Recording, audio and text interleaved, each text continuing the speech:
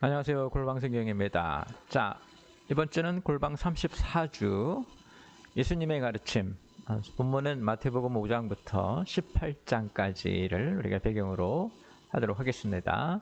자, 지금 우리가 골방 성경을 하고 있는데, 골방 성경은 성경을 1년에 한 번 읽게 되어 있습니다. 창세기부터 시작해서 요한계시록까지 1월에서 12월까지 성경책의 순서대로 읽지 않고 시간 순서대로 읽죠. 역사 순으로 읽는다고 보시면 될 겁니다. 자, 신약 성경은 크게 이제 세 묶음으로 나눠지는데요. 시간상으로 보면 예수님의 사역이 이제 첫 번째 부분이고요. 예수님이 하늘로 가신 후에 교회의 사역이 이제 두 번째 부분이고, 뭐 사실은 시간하고는 딱히 연관은 없지만 교회의 사역 그쯤 해서 이제 교회에 주신 가르침, 여기는 이제 로마서, 히브리서 같은 일반 서신들이 좀 포함이 됩니다. 이렇게 세 개의 묶음으로 나눠지고, 첫 번째 지금 우리가 예수님의 사역하고 있죠. 자, 예수님의 사역은 또 다시 7주로 나누어서 공부합니다. 예수님이 오시다 태어나실 때의 일과 사역을 시작하시죠. 갈릴리 사역, 막 1, 2로 비전에 따라서, 그리고 갈릴리에서 가르쳐 주신 예수님의 가르침 부분을 우리가 이제 갈릴리 사역으로 같이 읽고, 다음에는 이제 예수님이 갈릴리를 떠나서 예루살렘으로 가시는 길에 유대와 사마리아와 또 베레아까지 해서 유대 사역으로 공부하고, 이렇게 마태복음, 마가복음, 누가복음을 공관복음이라고 하는데요. 그 복음서와 달리 요한복음에서는 예수님이 예루살렘을 여러 번 방문하신 것으로 나와요. 그래서 요한이 본 예수님을 우리가 따로 5주에 하고, 그리고 이제 다시 전체 4개의 복음서를 종합해서 예루살렘 사역 마지막 주간, 목요일 잡히시기 전까지 예루살렘에 의해서 예수님이 하셨던 사역을 보고, 십자가와 부활 까지 우리가 같이 하면 예수님의 사역에 대한 공부입니다. 오늘은 이제 예수님의 가르침에 대해서 볼 텐데요. 자, 시간은 예수님이 태어나신 것이 서기 0년이라고 치면 주후 30년에서 32년 요 사이고요. 우리가 그 배경으로 보고 있는 마태복음은 주후 70년경에 쓰여졌습니다. 그러니까 예수님이 하늘로 가시고 한 30년 넘게 후에 쓰여졌어요. 성경은 이제 마가복음이 가장 먼저 쓰여졌고요. 마가복음을 기준으로 누가복음, 마태복음이 그 후에 됐고, 그 후로부터 한 10년 더 후에 요한복음이 쓰여졌습니다. 그래서 여기 주후 70년이라고 나온 것은 이때 마태복음이 쓰여졌다, 이렇게 보시면 되겠습니다. 자, 공간은 이제 갈릴리죠. 지금 갈릴리 사역을 주로 하고 있고요. 그 갈릴리를 포함해서 전체 이스라엘. 자, 보시면은 이 부분이 여기가 이제 갈릴리고요. 여기가 사마리아. 여기 전체가 유대고 그 사이에 예루살렘이고 가운데 예루살렘이 있죠. 우리가 예수님의 사역을 일기 시절에 처음은 갈릴리에서 주로 사역을 하시고, 갈릴리에서 사역을 마무리 짓고 예루살렘으로 가시는 길에 사마리아와 유대를 거치는 여기를 우리가 이제 유대 사역이라고 보고요. 예루살렘에 오셔서 한 일주일간 계셨을 때 하신 사역, 예루살렘 사역, 이렇게 봅니다. 지금은 갈릴리 지역을 기반으로 했던, 여기가 이제 예수님이 공관복음에 의하면 여기서 예수님이 2년 반 동안 사역을 하셨는데, 그때의 가르침들을 우리가 지금 보려고 합니다. 자, 사회적 배경은 당시의 그 이 시기에 이스라엘은 여러 세력들이 각기 다른 영적, 정치적 목적을 가지고 갈등하고 있었는데요. 전반적으로는 한 400만의 유대인이 중동 전 지역에 살고 있었고, 그 중에 한 70만 명이 지금의 이제 우리가 말하는 이스라엘, 가나안 지역에 살고 있었다고 보고 있고요. 이 사람들의 생활어는 아람어예요. 시리아를 기반으로 하는 아람어가 생활어. 왜냐하면 아람에게 오랫동안 식민지 생활을 했기 때문에 그렇습니다. 종교 언어는 당연히 히브리어고요. 또 이제 로마의 식민지 하에 있었기 때문에 헬라어도 사용하는. 그래서 영화 같은 데 보면 이제 패션 오브 크라이스트 같은 영화인데 보면은 예수님이 사용하시는 언어는 아람어고요. 그것을 기록한 성경은 또 헬라어로 번역을 나중에 하기도 하고 그랬죠. 물론 이제 히브리어가 종교 언어로 사용이 되기도 했었습니다.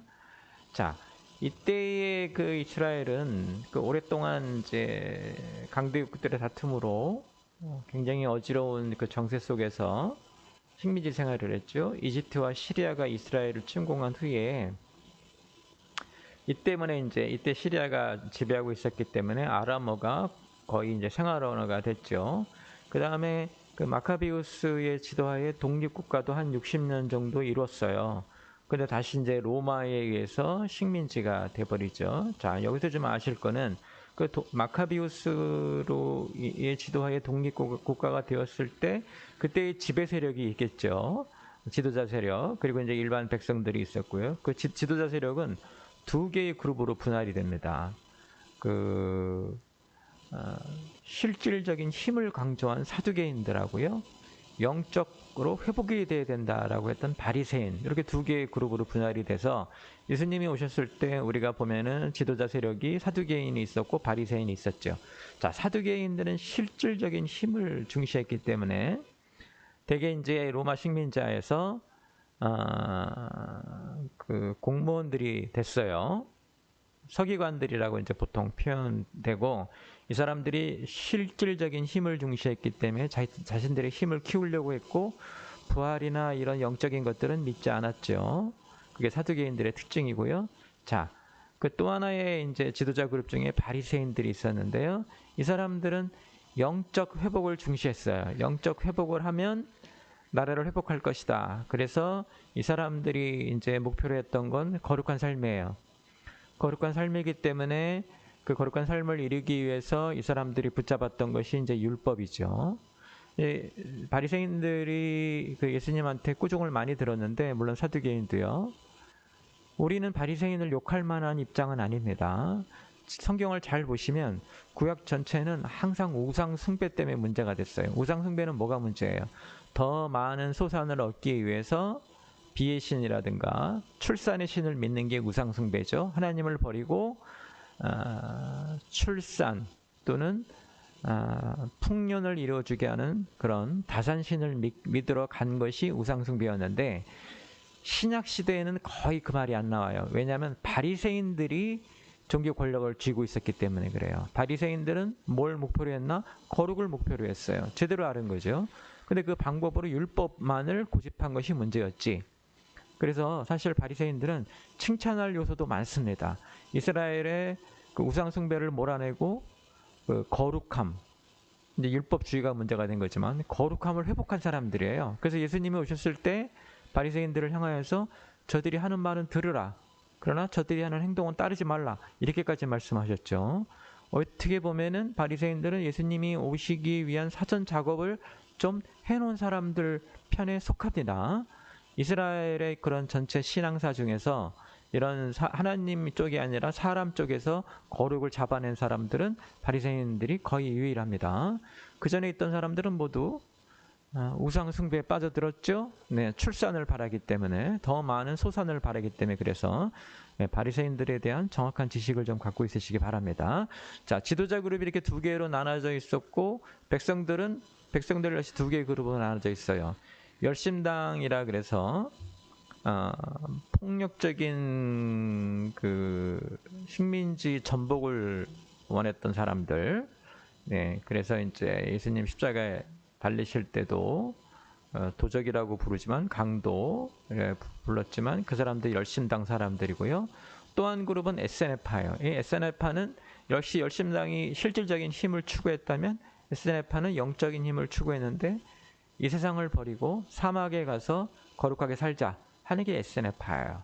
이제 침례 요한이 여기서 나오지 않았나 하는 사람들도 있는데, 자, 그래서 식민지 상태에서 백성들은 이렇게 4개의 그룹 정도로 나눠져 있었고요. 각자 원하는 게 달랐죠. 그래서 이들이 추구하던 종교적인 개혁이라든가 국가의 회복, 독립 다 달랐고요. 이들이 바라본 예수님에 대한 시선 다 다를 수밖에 없겠죠. 아무튼 이렇게 4개의 그룹들이 어지럽게 당시 사회를 이끌고 있었습니다. 자, 성경은 마태복음 중심으로 볼 텐데요. 마태복음이 1장부터 4장까지 예수님의 탄생에 대해서 얘기했다면 5장부터 18장은 이제 가르침 중심으로 기록이 되어 있는데요.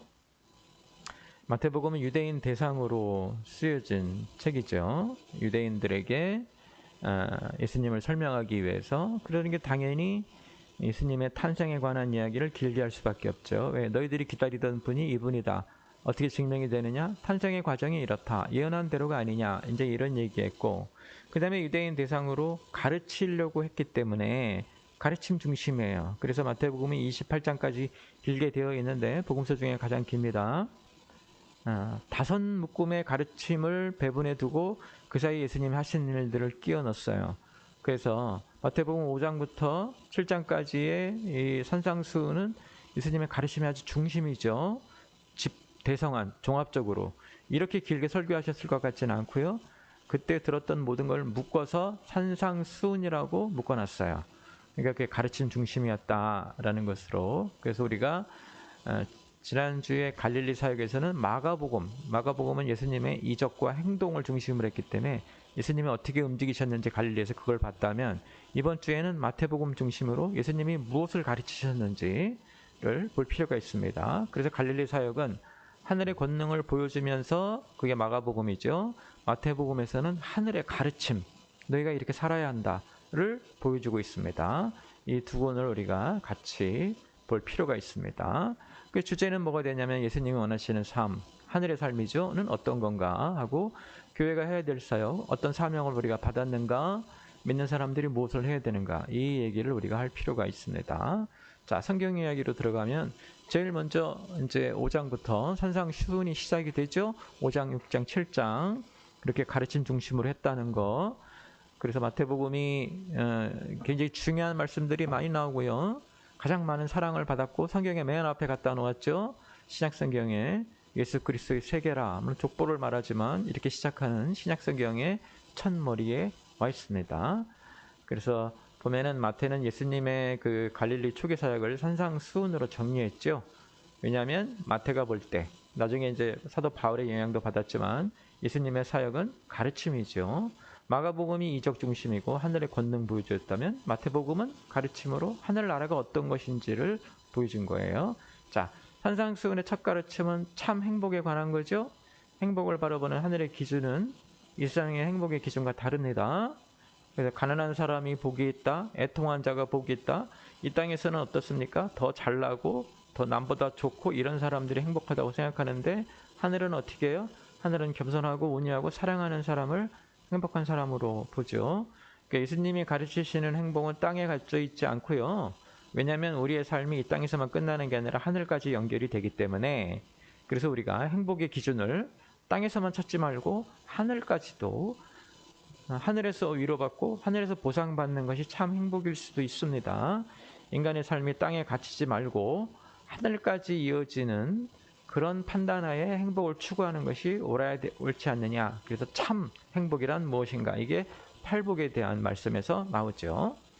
이어서 이제 예수님이 우리들에게, 정확하게는 제자들에게죠, 세상의 빛과 소금이 되라고 하죠.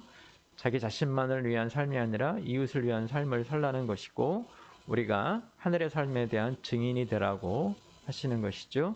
신앙인이 이제 세상에 어떤 책임을 가져야 되는지를 보여줍니다. 자, 산상수훈의 본론으로 들어가면 이제 5장 후반부터 본론으로 들어가는데요. 예수님이 가장 먼저 하신 말씀은 율법에 관한 거예요. 예수님 말씀하시기를, 예수님은 율법을 폐하러 온 것이 아니라 율법을 완성하러 왔다. 자, 다시 말씀드립니다. 바리새인들의 율법주의가 문제였지 율법 자체가 문제가 있는 건 아니에요. 율법이 잘못된 것이 아니라 율법을 잘못 알고 있었던 것이 잘못된 것이었죠.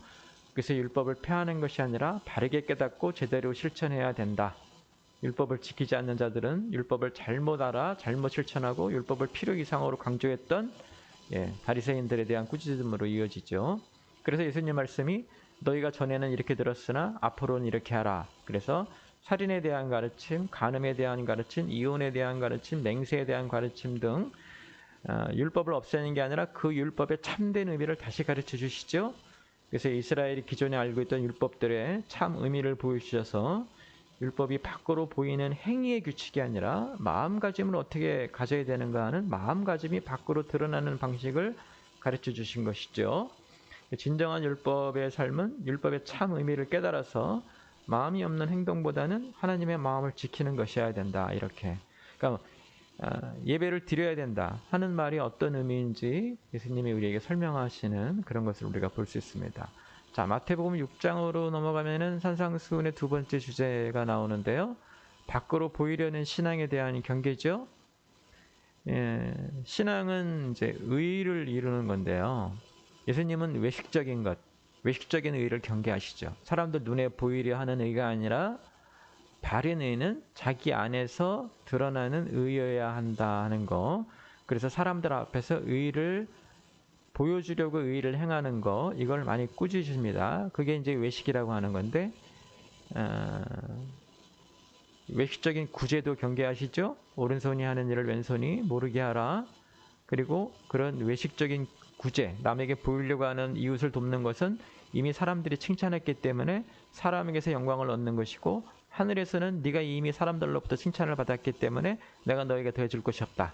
이렇게까지 말씀하시죠. 그래서 모르게 하는 게 중요한 게 아니라요, 보이려고 하지 말라가 중요한 거예요. 어떤 사람들은 또 교회가 무슨 일 하면 모르게 해야 된다, 숨겨야 된다 이러는데, 그러려고 이 말씀을 주신 게 아니고요. 남에게 보이려고 마음에 없는 짓을 하지 말아라가 더 중요한 거예요. 이렇게 너무 말씀을 문자적으로 이상하게 해석하면 참 피곤합니다. 자, 그 다음에 이제 외식적인 것으로 꾸중드린 게 뭐가 있냐면 기도와 금식이죠. 남에게 보이려고 기도하지 말라 그러셨죠. 그래서 기도의 근본은 뭐예요? 골방으로 들어가 문을 닫고 은밀한 곳에 계신 하나님께 기도하는 거죠. 예, 골방은 다른 사람이 없는 혼자만의 공간이에요. 성경에 나오는 모든 예수님의 기도는 사실 골방 기도입니다. 한두 군데 예외가 있어요. 나중에 이제 예루살렘 사역 때 가르쳐 드릴 겁니다. 그 다음에 금식할 때도 이제 남에게 보이지 않게 막 힘들어하고 금식한다고 소문내고 이러지 말고 하라 이 말이죠. 오히려 이사야서에서도 그렇게 말씀하셨지만 그런 금식은 내가 받지 않는다.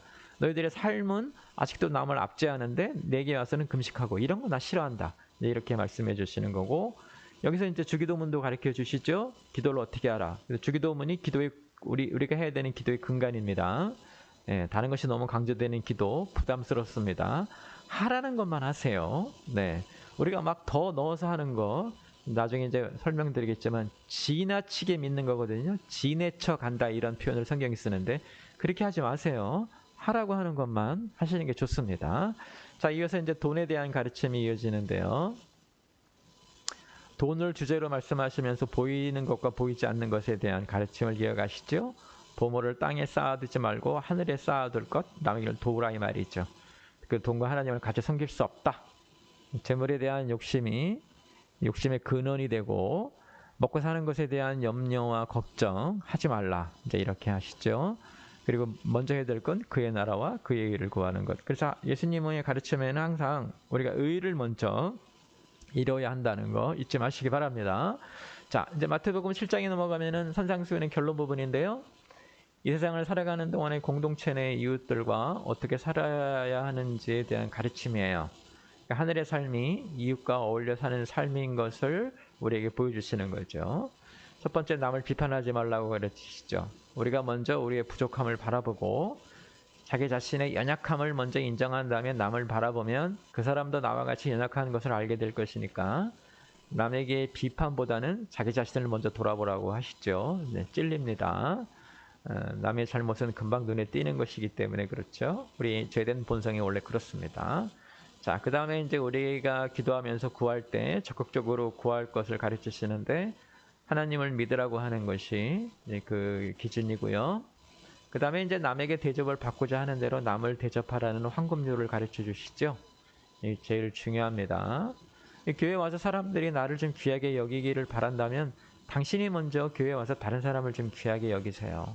또 교회 와서 사람들이 내가 아프고 이럴 때 좀 돌보기를 원한다면 당신도 좀 그러세요. 당신은 한 번도 신방도 하지 않고 남이 신방 안 오면 신방 안 와서 서운하네 어쩌네. 네. 왜 신방 안 가는지 한번 생각해 보세요. 본인이 뿌린 대로 거두기 마련입니다. 자, 그 다음에 이제 천국으로 가는 길은 좁은 길이라고 하죠. 이 말은 뭐예요? 이 땅에서 예수님 믿고 살아가는 게 쉽지 않다는 얘기죠. 어렵다는 얘기를 하시고, 거짓 선지자들에 대한 얘기도. 그런데 그 사람들의 열매를 보고, 요즘도 마찬가지입니다. 어떤 사람이 거짓 선지자고 어떤 사람이 참 선지자고 어떤 교회가 좋은 교회고 어떤 교회가 나쁜 교회인지 보면 압니다. 보면 알아요. 네. 이 거짓이나 속이는 것을 입에 담고 사는 사람들 조심하세요. 네, 거짓 선지자입니다. 자, 이제 거짓 선지자에 대한 가르침은 천국에 들어가는 자가 누가 될 것인지에 대한 가르침으로 이어지는데 예수님께 주여 주여 하는 자마다 천국에 가는 것이 아니라고 하죠. 그럼 어떤 자가 들어갑니까? 하나님의 뜻을 행하는 자라야 들어갈 수 있어요. 우리가 배운 것을 실천하는 사람이어야 하늘에 들어가는 사람이고, 그런데 산상수훈의 결론이 나오죠. 뭐라고 합니까? 듣고 행하는 자는 반석 위에 집을 지은 자, 튼튼하죠?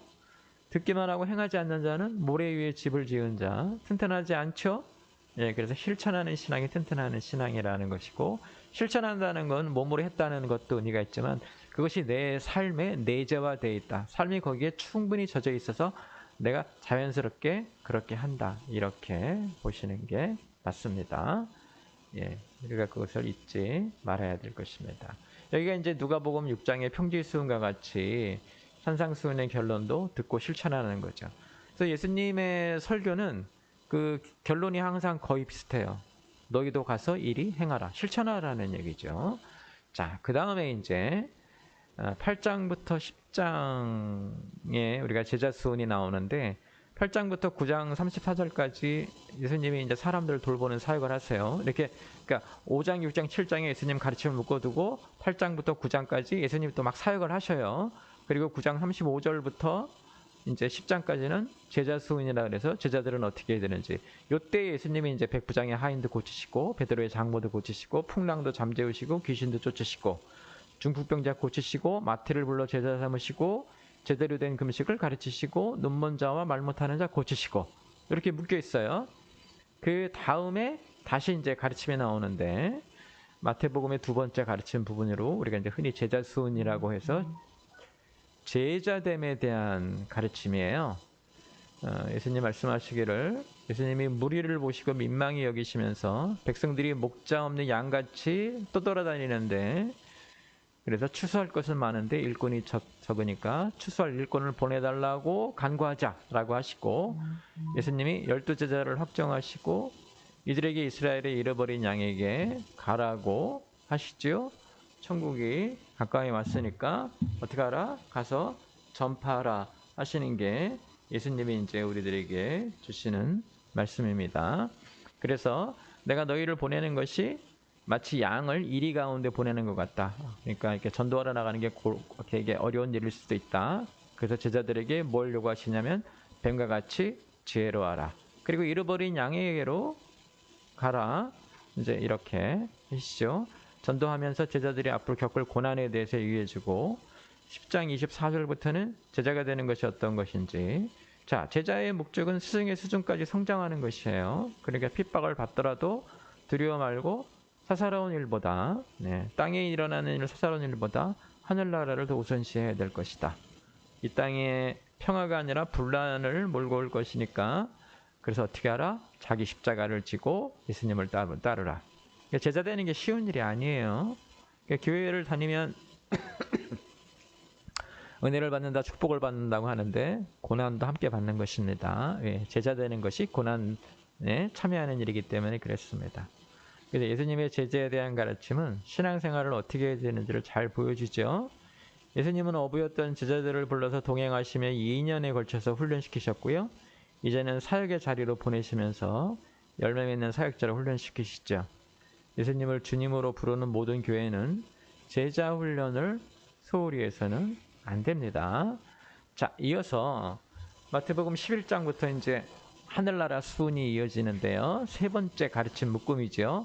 마태복음은 전체 5개의 가르침 묶음이 있는데, 자, 13장의 하늘나라에 대한 비유 가르침이에요. 제자에 대한 가르침 후에 예수님의 갈릴리 사역이 11장과 12장에 마저 기록이 되어 있고요.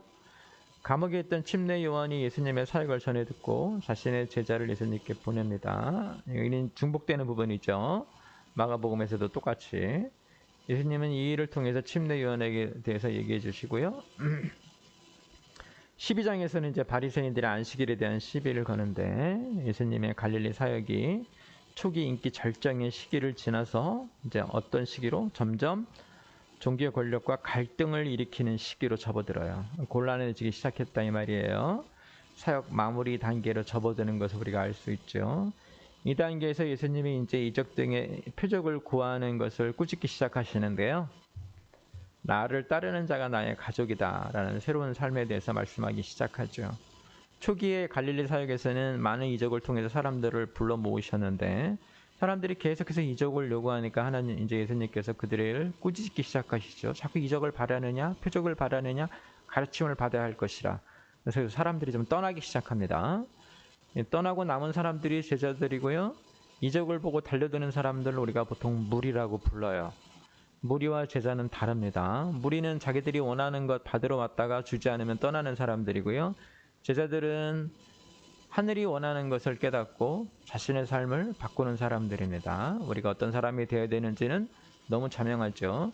자, 13장에서 이제 하늘나라에 대한 비유가 설교 형식으로 전달이 되는데 이제 갈릴리에서 가르치신 비유의 종합편이 마태복음 13장에 나와 있어요. 제일 먼저 알려주신 비유가 씨 뿌리는 자의 비유죠. 아주 이거는 뭐 상징적입니다. 예수님이 오셔서 말씀이라는 씨앗을 뿌려주셨는데 좋은 열매를 맺는 밭이 있고 그렇지 못한 밭이 있어요. 이건 우리의 책임이 어떤 것을 보여주는 거예요. 예수님이 절대적이고 아주 중요하시죠. 근데 그만큼 뭐가 중요하다? 우리의 상태가 중요한 거예요. 우리가 옥토가 좋은 밭이 되어 있어야 되는 거예요. 우리가 가시가 있는 밭이거나 돌이 있는 밭이면은 예수님이 주시는 말씀도 의미가 없는 거예요. 왜? 거기서 자라지 못하거나 자라더라도 금방 죽기 마련이기 때문에요. 우리 몫의 책임, 이게 강조되는 게 씨 뿌리는 자의 비유예요. 저는 개인적으로 이 말씀을 이제 틈날 때마다 설교하면서 무서운 말씀이라고 전해요. 우리는 구원하면 자꾸 예수님만 바라보고 있잖아요. 근데 우리의 몫도 되게 중요해요. 그러니까 우리가 뭘 해야 된다는 게 아니라 우리의 상태, 우리의 마음가짐, 우리의 준비성, 이것도 매우 중요하다는 걸 우리가 좀 알고 있어야 됩니다. 자, 그 다음에 이제 가라지 비유, 겨자씨 비유, 누룩 비유, 복물의 밭 비유 등 천국이 어떤 모습이고 천국에 가기 위한 자세는 어떻게 되는지에 대한 가르침이 이어지는 거죠. 이 비유를 가르치시면서 예수님이 이사야의 말씀을 인용하는데 한마디로 말하면 이거죠. 비유는 깨닫는 사람만 알아듣는 것이고 깨닫지 못하는 사람에게는 숨겨져 있다고 말을 해요. 그래서 우리가 어떻게 해야 돼요? 깨어 있어야 되는 거예요. 말씀을 알아듣는 귀를 가지고 있어야 되는데요. 본인이 그렇게 되지 못하면 깨어 있는 사람을 통해서 깨워달라고 해야겠죠. 대단히 중요합니다. 자, 천국에 대한 비유를 가르치시며 성장할 것과 악한 것들의 방해가 있을 것이라는 말씀이 이어지고 이 모든 것이 심판으로 판가름 날 것이라고 가르쳐 주시죠. 그래서 예수님의 가르침이 하늘나라와 심판에 집중되고 있는 거 눈여겨봐야 되는데 오늘날 우리 신앙에 너무 현세적인 출세, 축복, 자녀, 건강 등에 초점이 맞춰져 있지 않은지 돌아봐야 돼요. 지금 예수님의 설교나 예수님의 가르침에서 나오는 주제들은 하늘나라, 성장, 양육, 변화 이런 것인데 왜 맨날 우리 기도는 출세, 축복, 자녀, 건강 핀트가 안 맞잖아요. 그러니까 신앙생활이 제대로 되고 있지 않다고 볼 수 있는 거예요. 지금 우리에게 오신 선생님은 삶이 어떻다고 가르치는데 우리는 자꾸 먹을 것 달라, 입을 것 달라, 남보다 잘 살게 해달라 이것만 얘기하면 뭐가 안 맞는 거 아니에요? 그래서 하늘나라 수온 매우 중요합니다. 자, 이어서 이제 마태복음의 5개 가르침 중에 4번째 가르침이 이제 교회에 대한 가르침인데요. 자, 5번째 가르침은 이제 예루살렘 사역 때 우리가 배울 거예요. 그러니까 오늘은 이렇게 4개의 수업만 배우고 나머지 하나는 이제 마지막 날에 대한 가르침은 예루살렘 사역 때 다시 배웁니다. 지금 우리가 이제 차례대로 순서대로 가고 있기 때문에요. 자, 침례 요한이 죽음을 당하면서 예수님의 갈릴리 사역도 마무리로 가고 있죠. 압박이 심해졌거든요. 예수님이 갈릴리를 벗어나서 이방 지역, 다른 나라로 피신하기 시작하시는데 5,000명을 먹이시는 오병이의 이적과 무리를 거르시는 기적이 이제 기록되고요. 15장에서 예수님께 또다시 바리새인들과 논쟁하시는 모습, 그리고 오병이의 이적을 통해서 무리들이 자꾸 이적만 요구하는데 그 무리들을 크게 꾸짖고 무리들이 크게 꾸짖음을 받고 이 말씀을 우리가 받기 어렵다 하고 떠나게 되는 모습도 여기 보죠. 그래서 지금 땅과 예수님이 점점 갈등이 커지는 것을 우리가 볼 수 있습니다. 이 시기에 예수님은 이적보다는 하늘의 뜻을 더 강조하셨고요. 예수님의 그런 마음을 몰랐던 사람들은 예수님과 갈등하기 시작하는 어리석음을 보이기 시작하죠. 자, 16장과 17장은 예수님의 유대 사역 때 우리 같이 볼 거고요. 바로 18장으로 넘어갑니다. 18장부터 시작되는 새로운 삶에 대한 가르침은 이제 우리가 흔히 교회에 대한 가르침이라고 하는데요. 예수님은 믿는 사람들이 만들어갈 새로운 삶의 모습을 보여주시는데 그게 곧 교회죠. 교회가 어떻게 해야 되는지 하는 그런 모습이기도 합니다. 예수님은 우리 모두가 어린아이 같아야 할 것을 가르치시죠. 지위나 위선이나 격식이 없는 해맑음이 새로운 삶의 모습이에요. 그래서 교회 와가지고 무슨 이렇게 자꾸 직분을 많이 갖는 거 저는 좋아하지 않습니다. 우리가 다 어린아이 같이 친구가 되고 사실은 서로를 부르는 호칭 중에 가장 좋은 건 형제, 자매예요. 무슨 뭐 집사님, 뭐 장로님, 권사님 막 이렇게 하는 것도 이제 신앙을 인정하는 데 좀 중요하긴 하지만 형제요, 이게 얼마나 좋아요, 그죠? 예, 어린아이 같은 모습. 그리고 이제 잃어버린 양을 찾는 비유를 통해서 영적으로 약한 자를 돌보는 것이 신앙인의 할 일이라고 말씀해 주셨죠. 예, 잃어버린 양을 찾아야 됩니다. 영성의 기준이 그거예요. 잘못을 범한 자를 회개로 인도하는 일. 그리고 베드로가 묻죠. 몇 번씩 용서하리까? 70번에 7번씩 무제한의 용서가 하늘의 삶의 모습. 그러니까 새로운 삶에 희생하고 양보하고 기다리고 배려하고 새로운 삶, 즉 교회의 삶은 겸손과 남을 위해 자신을 희생하는 삶이에요. 하늘나라는 어린아이와 같이 순진함과 겸손함의 나라인 것이죠. 자, 우리가 지금 이렇게 마태복음 통해서 예수님이 갈릴리 사역 또는 유대 사역까지 해서 가르쳐 주신 것을 보았는데 마태복음이 그렇게 묶음으로 해놨죠. 산상수훈이 거의 종합판이고요. 제자로 사는 게 어떤 것인지 하늘나라가 어떤 것인지에 대해서 비유를 통해서 다 말씀해 주시고 새로운 삶, 교회는 이렇게 너희들이 이제 나를 믿고 살면 이런 삶을 살아라 하는 것이. 그래서 마태복음이 1장부터 4장까지 예수님의 탄생, 5장, 6장, 7장 산상순, 8장, 9장, 11장 이렇게 넘어가면서 제자순, 그 다음에 13, 14, 15 하늘나라에 대한 얘기 이어지면서 하늘나라 순, 그리고 18장에 교회 순 이렇게 그 가르침 중심으로 마태복음이 가르침을 이렇게 뚝뚝뚝 차례대로 두고 그 사이에 가르침과 가르침 사이에 예수님이 또 무슨 일 하셨는지 기록하고 다시 이렇게 가르침 중심으로 넘어오고 그래서 마태복음은 가르침 중심이다. 하나 더 있다 그랬죠. 마지막 날에 대한 가르침은 이제 예루살렘 사역 가실 때 예루살렘에서 가르치시기 때문에 그때 가서 공부하도록 하겠습니다. 자, 오늘은 예수님의 가르침, 그래서 이 가르침을 통해서 예수님을 믿는 제자들은 어떻게 살아야 되는지, 우리 삶은 어떤 모습을 갖춰야 되는지 이것을 눈여겨보시기 바랍니다. 예수님의 가르침 여러분 열심히 배워서 삶을 변화시켜 예수님 원하시는 삶을 사시기를 주님의 이름으로 축원합니다.